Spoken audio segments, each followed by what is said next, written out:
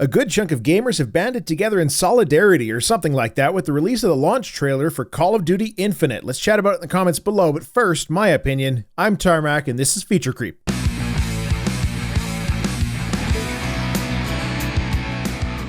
After a series of rumors about the next Call of Duty game, we finally received a launch trailer about a week ago for Call of Duty Infinite. It shows incredibly generic action sequences devoid of any real character or style, with a heavy future theme, space combat both in vehicles and out, mechs, and all manner of other fancy looking stuff. I will say, from a quality perspective, sure, it looks good, but that's par for the course. There's no magic here.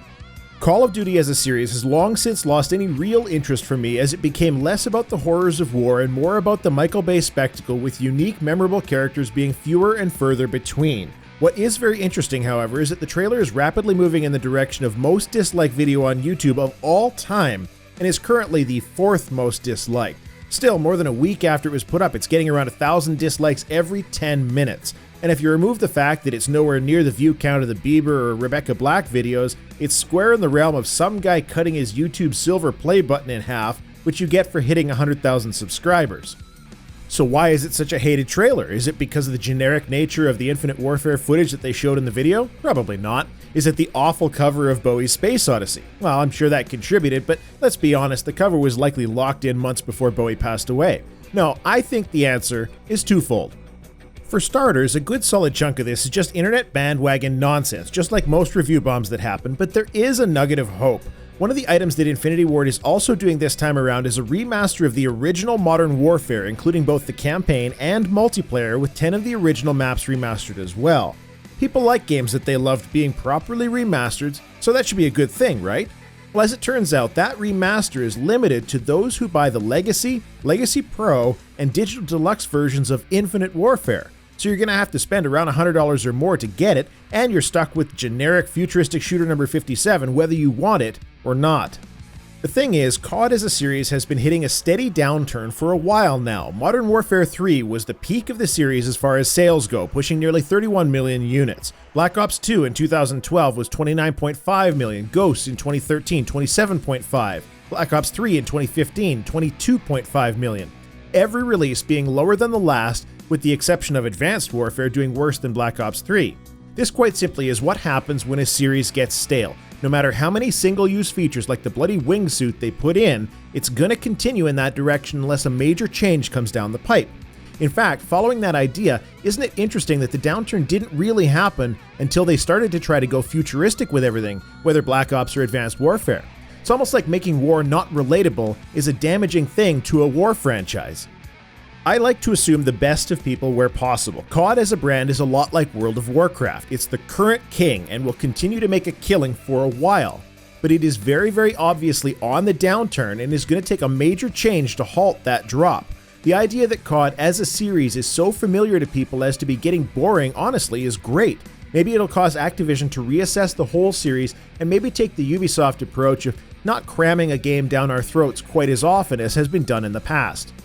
The other aspect, though, is one that I hold a great deal of hope for. I yammer on about consumer rights and bad business practices all the time, but for the most part, at least online, I see a lot of resistance there. For whatever reason that eludes me, a significant chunk of gamers are not only okay with bad moves, such as on-disc DLC, overpriced microtransactions in retail releases, and all manner of other things, they defend it.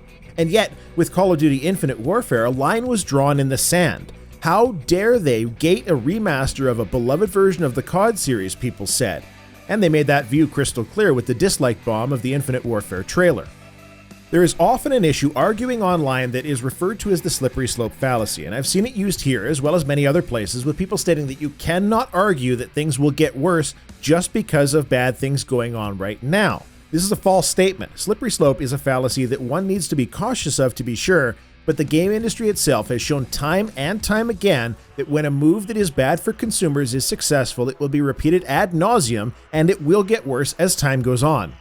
If the Modern Warfare remaster doesn't result in a significant portion of gamers keeping their wallets closed, we will see this again and worse in future. That is not a fallacy under the slippery slope. When you have historical data to show that a company has done bad things in the past to make a quick buck, you can make the argument that they will continue to do so again in the future. With any luck, Activision and Infinity Ward will have just hit their brick wall that is bad enough for customers to revolt. Do I have any real confidence in that happening? I wish I did, but let's face the facts. Gamers have also shown time and time again that they're willing to buy into bad products and bad business practices.